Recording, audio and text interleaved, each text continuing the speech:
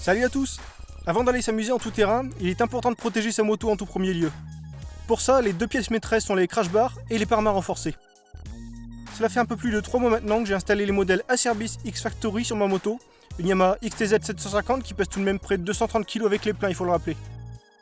Les Acerbis X Factory ne sont pas les pare-mains les plus solides du fabricant italien, mais c'est en ça que le test va être intéressant, car je vais clairement les pousser dans leurs limites avec une moto comme celle-ci.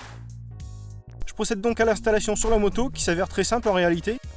Aucune notice n'est fournie, mais ça ne servirait pas à grand chose, à part éventuellement pour y spécifier les couples de serrage à la limite. Pas de crainte à avoir pour les non-bricoleurs, on peut serrer fort sans risque d'abîmer le matériel qui est très robuste. Après avoir préassemblé les éléments, je les positionne à blanc sur le guidon de la moto, c'est-à-dire sans rien serrer dans un premier temps.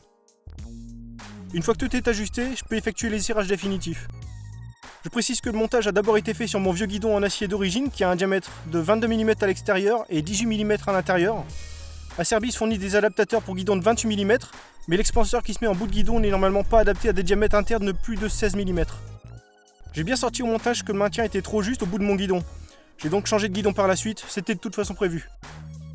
Une fois que le montage est fait, prenez soin de braquer le guidon de butée en butée pour voir si rien ne touche sur la moto, au niveau du compteur et de la bulle de protection si vous en avez une.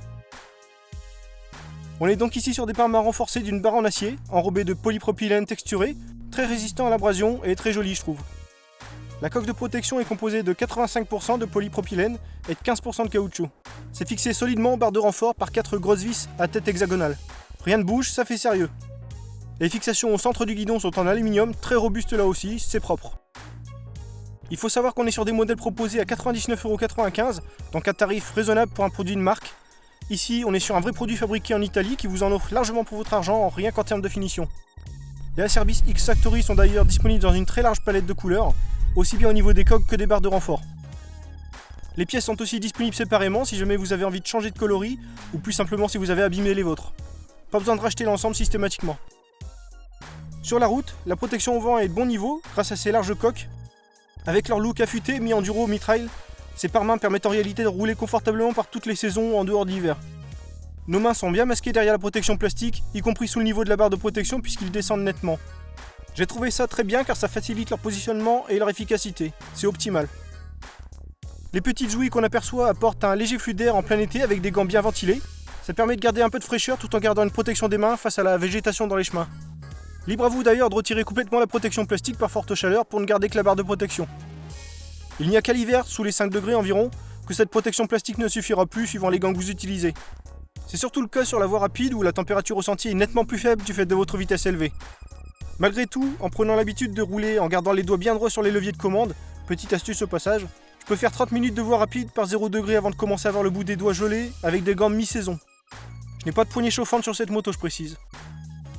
Côté résistance au choc, comme je l'expliquais plus haut, j'ai d'abord installé ces pare-mains sur un guidon acier dont le diamètre interne était trop grand de 2 mm pour un maintien idéal. Du fait, lors de ma première chute avec la moto, les pare-mains se sont légèrement relevés et l'angle du coude s'est déformé un peu également. La fixation en bout de guidon ne tenait plus très bien étant donné le manque de prise de l'expanseur à la base.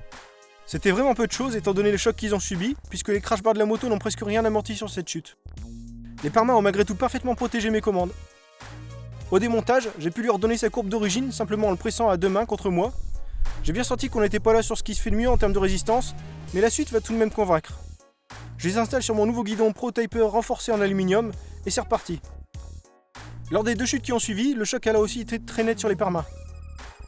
Ici avec un beau travers de l'arrière, à cause d'un début d'ornière que j'ai mal engagé, et là dans un fossé que j'avais sous-évalué pour faire demi-tour. Ma roue avant s'est enfoncée plus que prévu et j'ai été stoppé net. Dans les deux cas, le pare-main s'est au pire relevé de 1 ou 2 cm, mais c'était tout. Rien n'a été plié et donc évidemment, mes commandes sont restées bien à l'abri pour poursuivre la balade comme si de rien n'était. Pour conclure ce test de résistance, je leur ai fait subir une 4e chute volontaire en laissant tomber la moto à l'arrêt. Le pare-main tape bien le sol, mais c'est surtout la protection plastique qui est la plus mise à l'épreuve ici, du fait de l'orientation du guidon. J'ai entendu riper et se déformer un peu le plastique, mais il a tenu le choc et je n'ai rien à signaler. Pas de traces particulières visibles sur le pare-main. En suivant les recommandations du fabricant, je peux donc affirmer que ces pare-mains Acerbis X Factory suffiront à protéger une moto de près de 230 kg avec les pleins comme cette Yamaha XTZ 750. Cela étant dit, ils seront surtout idéaux pour les petits et moyens trails, histoire de garder une bonne marge de résistance.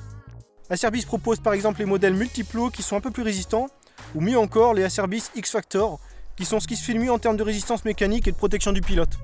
Ce serait le modèle parfait pour les maxi-trails de grosse cylindrée. Moyennant 99,95 €, je trouve que l'investissement en donne largement pour son argent, comme vous l'avez vu au travers de ces quelques séquences.